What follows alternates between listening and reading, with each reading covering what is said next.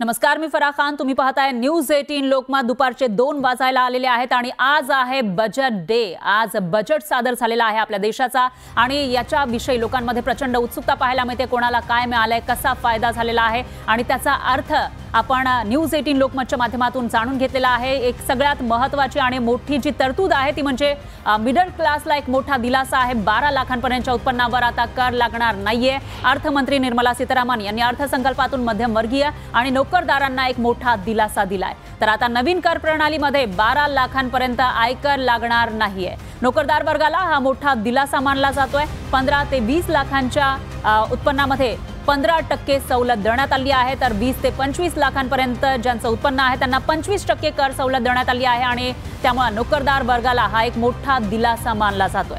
दरम्यान ज्येष्ठ नागरिकांसाठी कर सवलत दुप्पट केलेली आहे. त्यांच्यासाठी व्याजावरील सवलत 50,000 रुपयांवरून किंबहुना असं म्हणता येईल की 40,000 रुपयांवरून 1 लाख रुपये करण्यात आली आहे. तर TDS TCS कमी होणार आहे.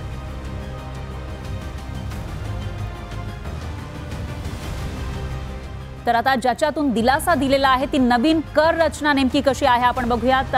ग्राफिक्सच्या माध्यमातून नवीन कर रचनेनुसार ज्यांचं उत्पन्न 0 ते 4 लाख रुपयांपर्यंत आहे वार्षिक त्यांना 0% कर म्हणजे 4 लाखांपर्यंत कोणताही कर भरावा लागणार नाही. तर 4 ते 8 लाखांपर्यंत ज्यांचं उत्पन्न आहे त्यांना 5% कर. तर ज्यांचं उत्पन्न 8 ते 12 लाख रुपये आहे त्यांना 10%. ज्यांचं 12 ते 16 लाख रुपयांपर्यंत उत्पन्न आहे त्यांना 15% कर. तर ज्यांचं 16 ते 20 लाख रुपयांपर्यंत उत्पन्न आहे त्यांना 20%. तर 20 ते 24 लाखांपर्यंत उत्पन्न असणाऱ्यांना 25% आणि 24 लाखांपेक्षा जास्त उत्पन्न ज्यांचं आहे वार्षिक त्यांच्यासाठी 30% कर असा हा नवीन स्लॅब आहे टॅक्सचा. त्याच्यानुसार तुम्ही ज्या स्लॅबमध्ये बसत असाल त्यानुसार तुम्हाला आता जे काही तज्ञ आहेत त्यांच्याकडून समजून घ्यावं लागेल कशा पद्धतीनं हे जे दिलासा आहे तो तुम्ही घेऊ शकता 12 लाखांपर्यंतचा. त्याच्यामध्ये कोणकोणत्या गोष्टी तुम्ही ॲड करू शकता. पण जी नवीन कर रचना आहे, जो नवीन टॅक्स स्लॅब आहे तो आपण या ठिकाणी समजून घेत आहोत.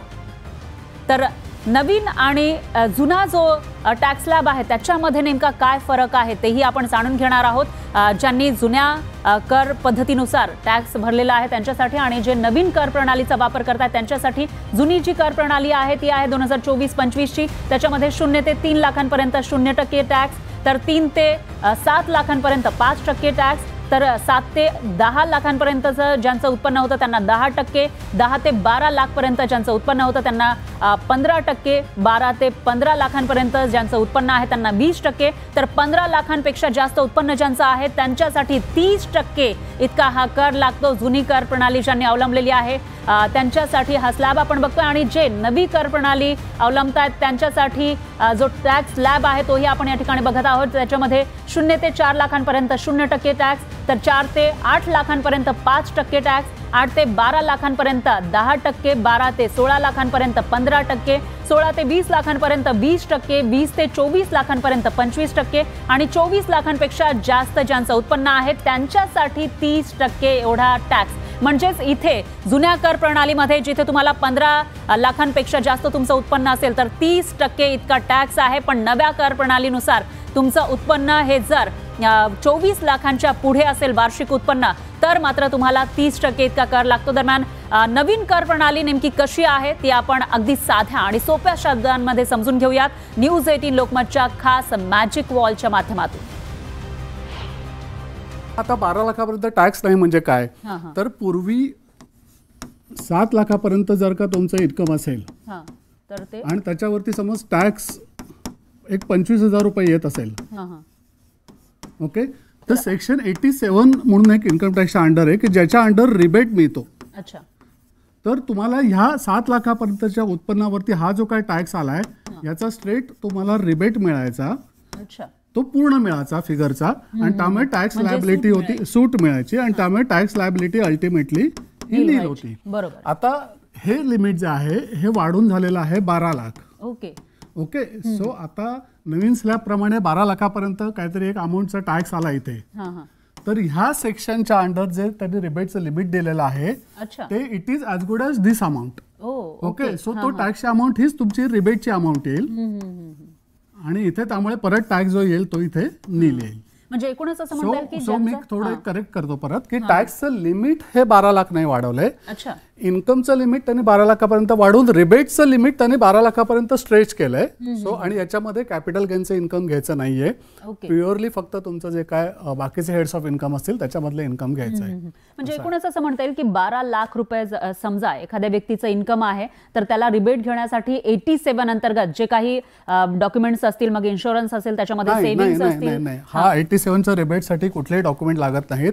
हा स्ट्रेट अवे रिबेट आहे. ओके, म्हणजे डॉक्युमेंटची गरज नाही. तुम्ही जे म्हणता ते सेक्शन 80C च्या अंडर आहे आणि ते न्यू स्कीम मध्ये डिडक्शन मिळतच नाही. ओके, आपल्याकडे आता प्रचलित 2 प्रकारच्या टॅक्स सिस्टीम आहेत. एक ओल्ड टॅक्स रिजिम आणि एक new tax regime. Old tax regime मध्ये तुम्ही अंडर सेक्शन 80C च्या अंडर जसं पूर्वी LIC, housing loan principal amount, NSC याच्यामध्ये PF, PPF याच्यामध्ये जर काही इन्व्हेस्टमेंट केली तर डिडक्शन मिळायचं, तसं आता डिडक्शन न्यू स्कीममध्ये मिळतच नाही. त्यामुळे तुम्हाला जे रिबेट आहे मिळणार आहे तो सेक्शन 87च्या अंडर डायरेक्ट मिळणार आहे. त्यामुळे जर मला विचाराल तर सुटसुटीत भाषेत सॅलराईड माणसाला ज्याचं उत्पन्न हे पगारात नाही त्याला 12,75,000 जे काय आहे त्याच्यावरती टॅक्स हा नील येईल. आता 12,75,000 कशी काय फिगर आहे ही, तर 12 लाख रुपये इन्कम वरती आहेच आणि 75,000 हा जो वरची जी फिगर आहे हे स्टँडर्ड डिडक्शन आहे. ओके, तर हे जर का काही चेंज केलं नसेल तर टेक्निकली 12,75,000 जर का एखाद्याचं उत्पन्न असेल तर त्याला 75,000 रुपयाचं स्टँडर्ड डिडक्शन मिळेल. ओके, आणि त्याच्यामधनं उरेल फिगर ती 12 लाख. 12 लाखावरती जो काही टॅक्स येईल त्याच्या अंडर हा रिबेट मिळेल आणि त्यामुळे टॅक्सेबल इन्कम होणार नाही, त्याच्यावरती टॅक्स येणार नाही जो संपूर्ण रिबेटमध्ये कन्झ्युम केला जाईल. सर, आता याच्यामध्ये आपण लोकांना समजावण्यासाठी सोप्या शब्दांमध्ये असं घेऊयात की एखाद्या व्यक्तीचं इन्कम समजा महिन्याचं 1 लाख रुपये, तर त्याला कशा पद्धतीने याचा फायदा होऊ शकेल? कारण 1 लाख रुपये म्हटल्यानंतर 12 लाख रुपयेच होतं, 12 महिन्यांचं, एका वर्षाचं 12 लाख रुपये होतं. तर मग ते व्यक्ती कशा पद्धतीने याचा फायदा घेऊ शकते? आता जर का आता टॅक्स स्लॅब माझ्याकडे आता तोंडावरती नाही, पण 0 ते 4 लाख नील आहे, 4 लाख ते 8 लाख 5% आहे. म्हणजे या 4 लाख ते 8 लाख एक काम करूया, जरा पुसतो मी. ओके, एक एक्झाम्पल तुम्ही आता विचारले ते घेऊया आपण. सपोज एखाद्याचं 12 लाखांचं तुम्ही ऑलरेडी सांगितलेलं आहे. आपण एक काम करूयात, ज्यांचं समजा 90,000 किंवा 80,000 रुपये इन्कम आहे दर महिन्याचं, त्यांचं आपण घेऊया. 80,000 रुपये पकडूया, 80,000 रुपये पर मंथ. ओके, म्हणजे इयरली झालं 9,60,000. ओके, याच्यावरती आपल्या नवीन स्लॅब प्रमाणे 4 लाख ते 8 लाख 5% आहे. ओके, 8 ते 12 10% आहे. अच्छा, सो आता या माणसाला पहिल्या 4 लाखावरती 5% म्हणजे येईल 20,000 आणि पुढच्या 1,60,000वरती 10% 16,000. सो याला टॅक्स येईल 36,000. अच्छा,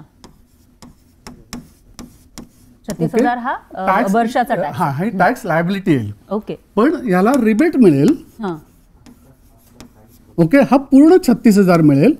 कारण याचं इन्कम जे आहे ते 12 लाखाच्या खाली असल्यामुळे जेवढं 12 लाख उत्पन्न होईल तिथपर्यंत जेवढा टॅक्स येईल तेवढा रिबेटच्या अंडर कव्हर होत असल्यामुळे फायनल टॅक्स लायबिलिटी याची नील येईल.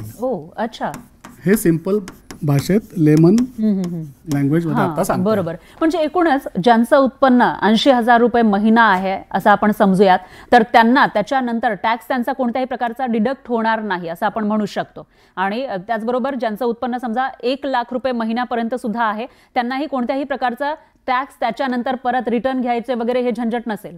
रिफंड हा प्रकार येणार नाही. पण त्याचं जर का अदर इन्कम, म्हणजे हे आपण फक्त जर का सॅलरी बद्दल बोलत असू तर 1 लाख रुपये सॅलरी, पण त्याचं जर का अदर काही उत्पन्न असेल, मग अदर इन्कम ज्यांचं असेल त्यांच्यासाठी नेमकं याचा फायदा कसा होऊ शकेल किंवा त्याच्यामध्ये काही एक्स्ट्रा टॅक्स लागू शकेल?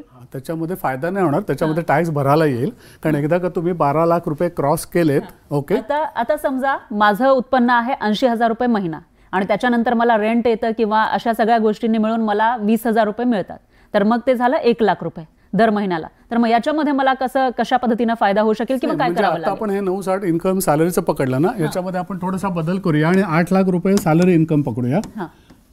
ओके, आणि 1,60,000 रुपये हाऊस प्रॉपर्टीचं इन्कम, म्हणजे तुम्ही ते रेंट म्हणालात ते, असं मिळून 960 जरी पकडलं तरी वर्किंग हे असंच आहे. अच्छा, म्हणजे अशाच पद्धतीने हे 12 लाखाचं जे आहे त्यांनी दिलेलं हे टोटल इन्कम आहे एक्सक्लुडिंग कॅपिटल गेन. मी परत सांगतो कारण कॅपिटल गेनला टॅक्स हा 20% वेगळा लागतो, त्याचा टॅक्स स्लॅबचा रेटच वेगळा आहे, त्यामुळे मग तो या 12 लाखामध्ये कव्हर होणार नाही असं त्यांनी आता बजेटमध्ये सांगितलं. म्हणजे एकूणच असं म्हणता येईल की एखाद्याचं आता समजा 15 लाखांचं उत्पन्न आहे तर त्याला आता जो नवीन टॅक्स स्लॅब आलेला आहे त्यानुसार 15 लाखांपर्यंत ज्यांचं उत्पन्न आहे त्यांना कशा पद्धतीनं 12 लाखांपर्यंत त्यांना फायदा घेता येईल, पण 15 लाख त्यांचा ऍक्च्युअल इन्कम आहे. ते आपल्या स्लॅब प्रमाणे टॅक्स वर्किंग करून जो टॅक्स येईल तो भरायला लागेल. म्हणजे 12 लाखांपर्यंत असं आपण समजू शकतो का की 12 लाखांपर्यंत तर नील होईल, पण त्याच्या वरचे जे 3 लाख उरतात त्याच्यामध्ये त्यांना टॅक्स लागेल, तर मग तो कसा? 15 लाखावरती जो काही टॅक्स येईल ना तो कॅल्क्युलेट करून त्यांना ती स्ट्रेट लायबिलिटी येईल. अच्छा, ते समजावून सांगू शकाल ज्यांचं 15 लाखांपर्यंत उत्पन्न आहे त्यांच्यासाठी?